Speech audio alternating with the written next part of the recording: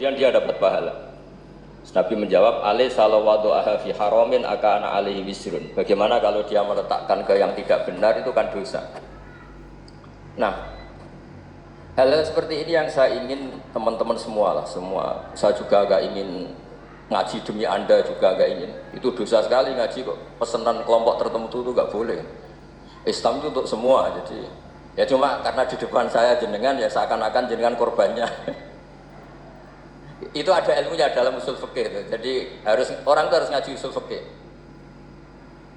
Nama yang disebut, mungkin Mas Sufyan masih ingat zaman ngaji usul fikih. Nama yang disebut itu tidak jaminan sebagai prioritas perintah. Jadi misalnya gini, kebetulan yang di depan Nabi itu Abu Dzar. Nabi ya bilang, ya Abu Dzarin ini uhibbuka misalnya, atau ya Mu'ad ini uhibbuka, atau ya Abu Hurairah ini uhibbuka misalnya. Banyaklah riwayat yang Nabi nyebut ya Abu Dzarin, ya Mu'ad, ya Abu Hurairah. Kemudian misalnya Nabi meneruskan khitab, ini uhibbuka, saya mencintai kamu, fakul dubur sholatin, atau sebagian riwayat disebut fala tada'an la dubura kulli sholatin Allahumma inni ala dzikrika wa syukrika wa husni ibadatik. Saya mencintai kamu, siapa saja, Mu'ad, Abu Dzar bisa siapa.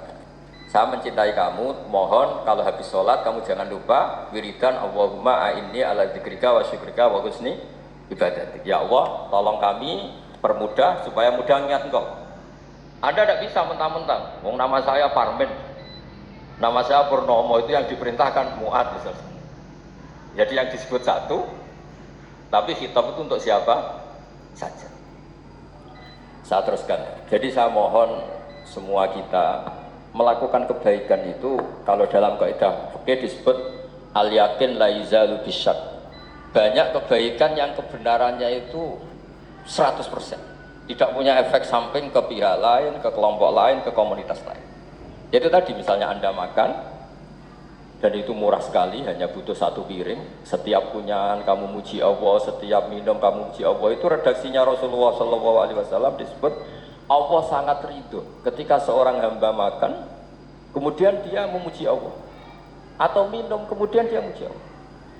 Logikanya gampang, negara seperti ini yang kamu harapkan bentuknya kayak apa, mertua, ipar, komunitas, tetangga, itu nyata terjadi itu kan belum pasti. Sementara yang mesti terjadi adalah kamu butuh makan, kalau tidak mati. Butuh minum, kalau tidak mati. Butuh bumi yang nyaman ditempati, kalau tidak kita juga mati. Sebab itu Allah kalau menyebut nikmatnya itu hal-hal yang keseharian. Alladzi at'amahum min ju'. Allah itu siapa? Allah itu yang menciptakan kami bisa makan.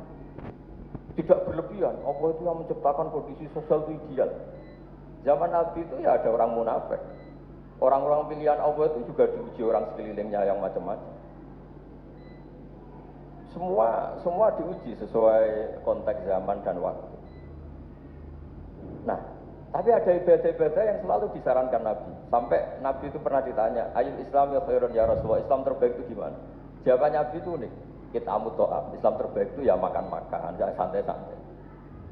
Ketika Allah menyebut beberapa kebaikan, falak tahamal aqobah, wa ma adrokan wa mal aqobah. Terusannya apa? Fakku rokobah. Terusannya apa? Au'id amun fiyaumin di masubaya. Itu acara makan-makan itu juga Islam. Kenapa? Ya bayangkan kalau tidak ada makanan, kita mati kan? Kondisi sosial tidak ideal itu Anda masih gak apa-apa. Tapi kalau Anda tidak makan, Anda tidak minum, kamu punya istri cerewet masih bisa hidup, punya mertua cerewet masih bisa hidup. Tapi kalau tidak makan bisa mati. Berarti penting mana istri sama makan? Penting mana?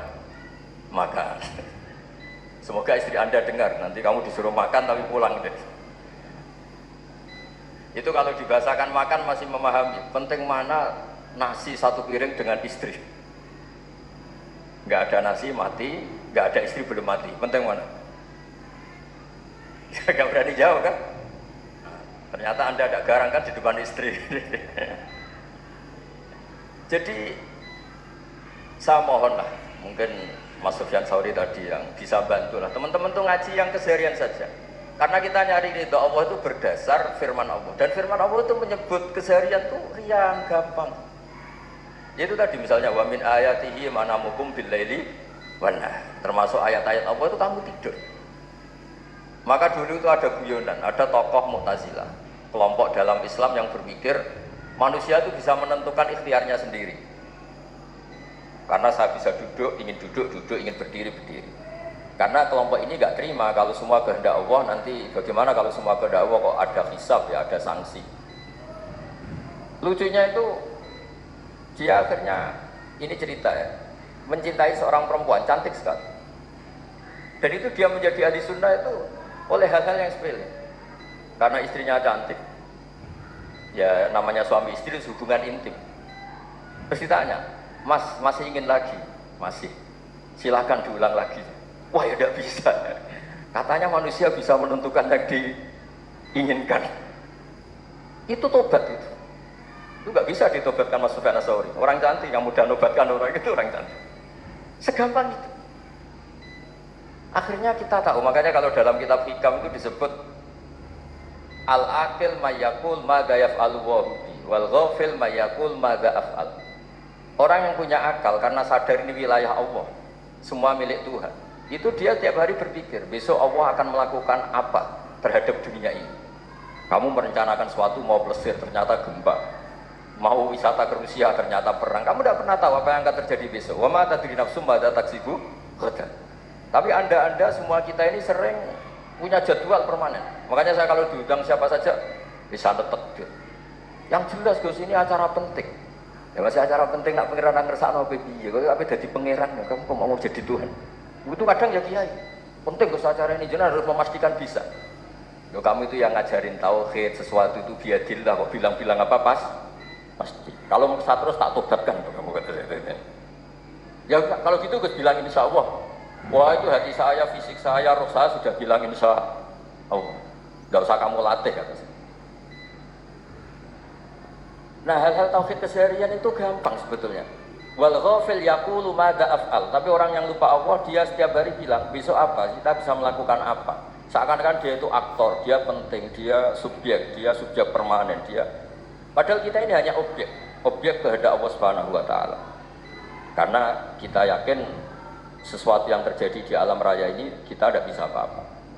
Makanya saya sering ngaji, sering bilang ketika Anda mensifati Allah, dia yang menghidupkan. Sudah itu tanamkan sehingga ketika kita mati santai saja. Kenapa santai? Allah punya cara menghidupkan kita. Zaman kita hidup juga gak tahu caranya ngelola jantung, ngelola paru-paru. Kamu juga gak tahu ngelola oksigen yang tidak beracun, tidak mengandung polusi. Tahu-tahu hidup. Gak ingin tua ya tahu-tahu tua, gak ingin mati tahu-tahu mati. Selama ini kita hidup juga gak tahu apa-apa. Hanya gaya tok, punya jadwal, punya planning.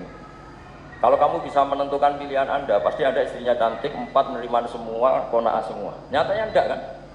Jas 1 jelek, cerewet. Oh itu kan, nyatanya enggak bisa apa-apa Anda kan?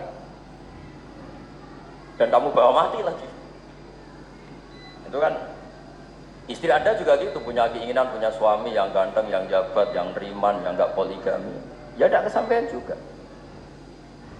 Kalau kita ngitung tingkat kegagalan kita itu gagal terus. Ya kan? Nah, terus ingat Allah. Maka yaf'alu wa bi.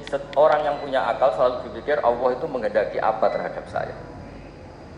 Dengan sama-sama orang melihat orang yang serius. Itu kata Anda itu pemikir berat, serius. Senang punya tokoh yang merengut karena kamu anggap serius. Tapi sebagian orang anggap orang yang serius itu wong merengut, wong masam, wong muka kok ditekuk. Jadi sama itu hati ya muqallibal qulub tsabbit qalbi ala dini, karena kita enggak tahu cara berpikir kita tentang orang lain, tentang sekeliling kita. Misalnya kita orang baik yang jenis ngurmat fakir miskin. Ada orang bangun masjid mewah itu janggal. Apa artinya masjid mewah kalau banyak orang kelaparan?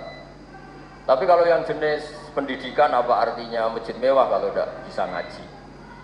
Nanti yang jenis infrastruktur apa artinya ini kalau semuanya punya sudut pandang yang berbeda-beda. Dan Islam mengapresiasi semua kebaikan. Tapi katakan semua kebaikan itu adalah kehendak Allah Subhanahu wa taala.